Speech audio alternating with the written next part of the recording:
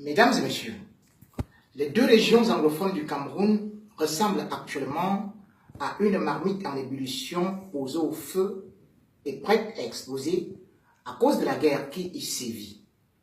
Et à la veille de l'élection présidentielle du 7 octobre 2018, les populations ont commencé à décamper pour éviter le carnage qui risque de s'y produire. Mais le régime camerounais a décidé plutôt de transformer ces deux régions en une vaste prison où personne n'est autorisé de sortir. En effet, une décision du ministre des Transports exige maintenant aux populations de ces deux régions anglophones l'obtention d'une autorisation préalable avant de se rendre, pour se rendre dans une autre ville francophone du Cameroun. Ce qui veut dire que ces populations non seulement doivent demander une autorisation, mais doivent aussi fournir des informations concernant le but de leur voyage et le nom de celui qui va les accueillir. C'est comme si on demandait à quelqu'un qui est sous les bombardements en Irak ou qui est dans une zone conflictuelle en Syrie ou dans n'importe quel pays en guerre au monde de fournir d'abord des informations sur la personne qui va l'accueillir et qu'on devrait lui donner une autorisation. C'est très grave parce que l'article 13 de la Déclaration universelle des droits de l'homme reconnaît à chaque citoyen le droit de se déplacer. Encore plus, ce sont les Camerounais qui se déplacent dans une autre ville du Cameroun. À moins que M. Biya vienne nous confirmer maintenant que le Cameroun est divisé en deux. Il y a un Cameroun francophone et un Cameroun anglophone. Il faut donc obtenir un visa pour se rendre au Cameroun francophone. Et là, on validera. Mais cependant, quand on regarde cette interprétation et d'où est venue cette loi, on a des pulsions. On est dans un endroit où on se dit, est-ce le Cameroun ou l'Afrique du Sud de l'époque de l'apartheid? En effet, cette loi aux pulsions fascistoïdes de l'inspiration nazie trouve ses racines dans l'apartheid en 1960. En effet, à cette époque, il était interdit aux Noirs de se rendre dans les quartiers des Blancs sans autorisation, tout comme ils ne pouvaient pas se déplacer comme ils voulaient. Et c'est pour cela que Nelson Mandela va créer en 1961 la branche armée de l'ANC qu'on appelait Umkhonto Wesigwe. Et c'est cette branche armée qui a lutté contre le régime d'apartheid et qui a valu la prison à Mandela le 5 août 1961. Aujourd'hui, les Camerounais, dans leur propre pays, sont considérés comme des terroristes, ne peuvent plus se déplacer sans autorisation. Et c'est pour cela que j'interpelle la communauté internationale pour savoir que, pour leur dire que ces Camerounais anglophones ont des droits, parmi lesquels le droit de se déplacer. Pour leur dire que le Cameroun anglophone représente 20% de la population camerounaise en tout.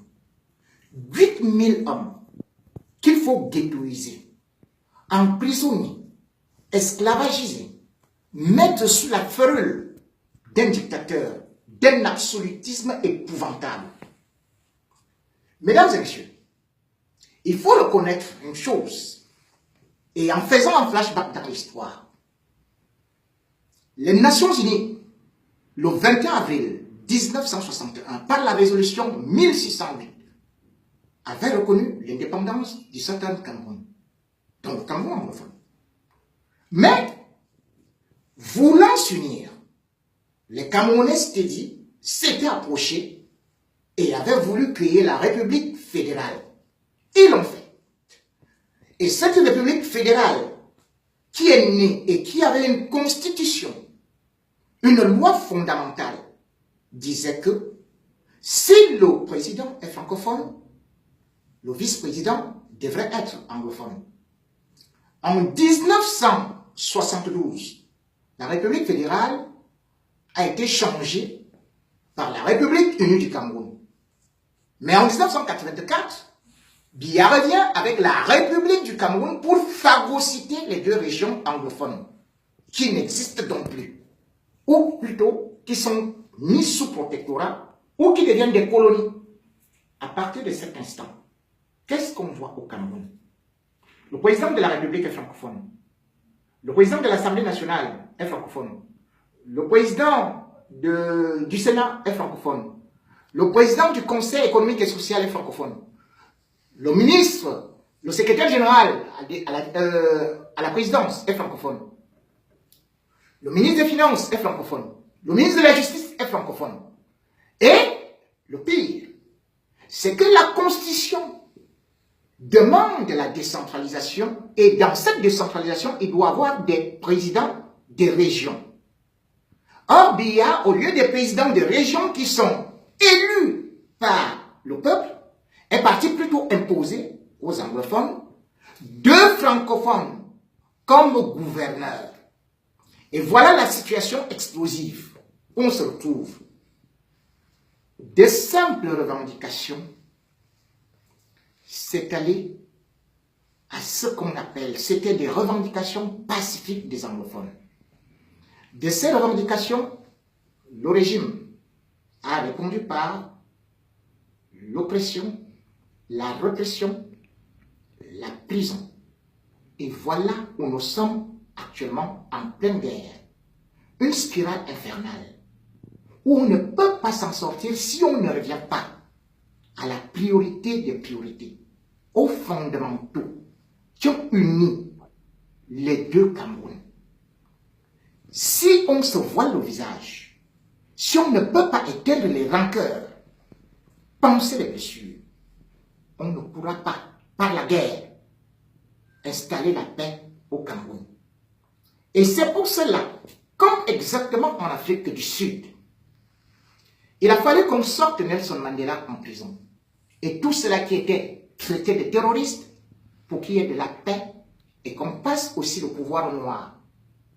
C'est comme ça que ça peut marcher. Et aujourd'hui au Cameroun, nous sommes à la veille d'une élection présidentielle. Et à la veille de cette élection présidentielle, il y a des candidats qui se présentent, mais qui ont de très bons programmes, qui ont de très bons profils. Mais revenons d'abord aux fondamentaux. La réconciliation. Et cette réconciliation passe par ce qu'on peut dire donner le pouvoir, ou bien élire aussi un anglophone. Je dis bien que les pères de ce qu'on peut appeler la République du Cameroun, pour que le Cameroun soit un et indivisible, se sont assis et ont fixé des règles. Aujourd'hui, il faut les respecter parce que ces règles ont été totalement aliénées, piétinées, saccagées, envoyées dans la poubelle, éventrées, et il faudrait les ressourcer. Et parmi ces règles, qui étaient là? Il y avait Foncha,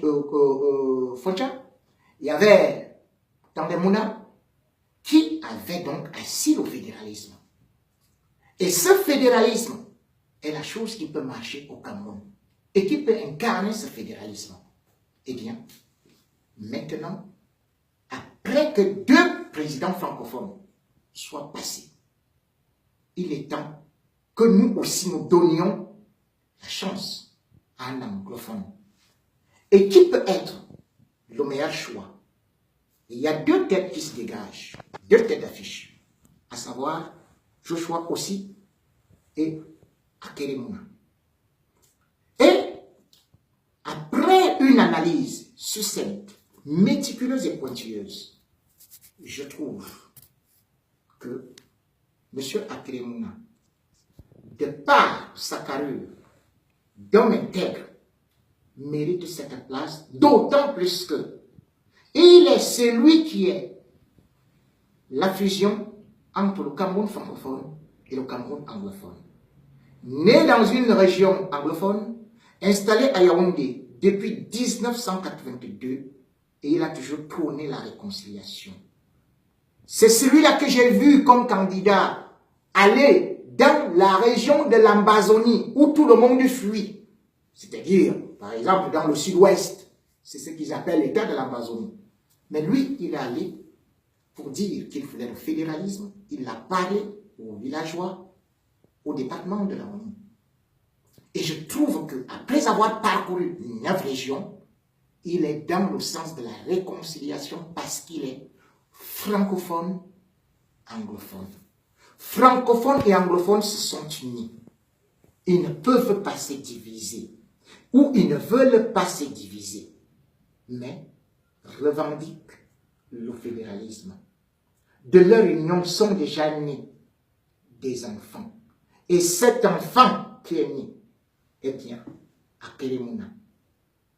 Comme le disait Alexandre Dumas, on peut violer l'histoire, mais à condition de lui faire